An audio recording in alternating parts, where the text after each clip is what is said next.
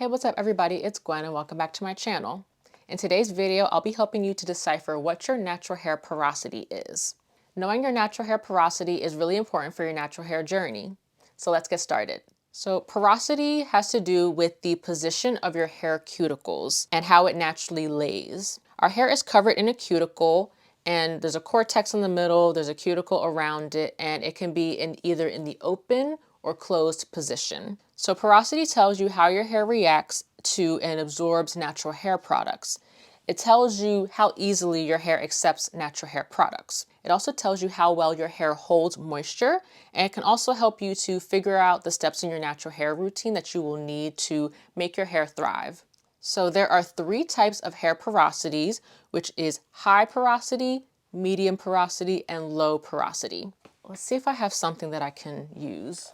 Okay, perfect. Okay, so we're gonna use this as an example. So let's start with high porosity. I personally am high porosity. So high porosity hair is hair whose cuticle is naturally in the open position.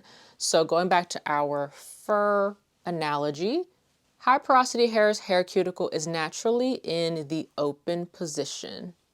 So it becomes moisturized really easily because moisture and products can naturally enter into those open hair cuticle spaces, but it can also become frizzy very easily. So when your hair is way too moisturized, it can become frizzy and over moisturized.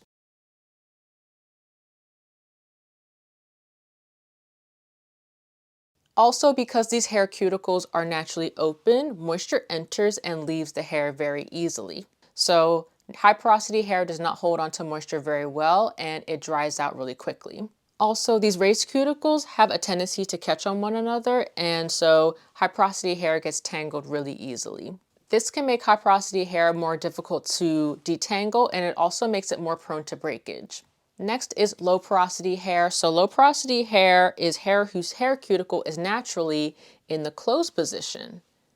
Now you would think this would be good because low porosity hair can naturally hold on to moisture really easily. However, low porosity hair usually has the biggest issue with accepting moisture into the hair. So because the hair cuticle is naturally closed, there has to be an extra way to get this cuticle open.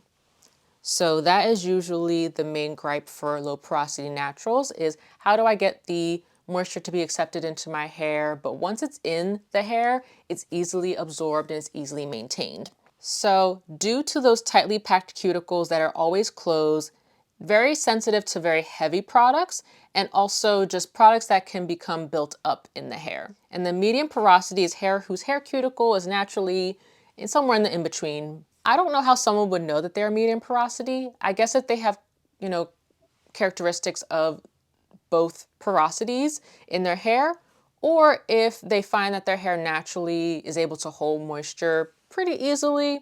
I don't know. I usually have only seen people who are either way on the spectrum, but hey, it is a thing. So it does exist even though I've never seen it before. It is a thing to have a medium porosity person.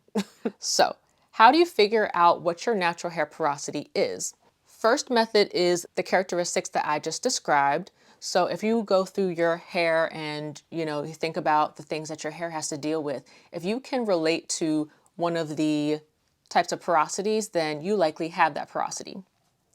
And then the second way is the water porosity test. The way you do it is you fill a cup with room temperature water. Next, you take some of your shed hair. You can collect it after a wash day or collect it as you're styling your hair. Then you place the hair under water and you put it into the room temperature water and let it sit for a few minutes. Then you observe how your hair reacts to the water. If the hair strands sink to the bottom, then you are likely high porosity. If your hair strands float, you are likely low porosity. And if your hair is medium porosity, your hair ends up somewhere in the middle of the cup. So going back to what we talked about, let's think about why that is the case. So as I mentioned, high porosity hair is hair whose hair cuticle is naturally in the open position and naturally accepts moisture, and it is able to blend well with that moisture and accept it really easily. So the hair is easily able to absorb the moisture and in the water, and it sinks to the bottom. It gets filled up and heavy. Low porosity hair doesn't accept moisture very easily, therefore it floats on the top because it does not mix well with the moisture and it's not able to accept the moisture into the hair strands. And the medium porosity would be somewhere in the middle. I'd also like to note that the protein content of your hair and the hair products that you use can throw off this test. So if you have hair that is protein treated, so say if you do a deep conditioner and it's really strengthening, or if you get some type of keratin treatment that increases the protein content in your hair is likely not going to float as much. So therefore, I recommend sticking with the first method of knowing what your hair porosity is, because depending on what products you use, that porosity can slightly be off.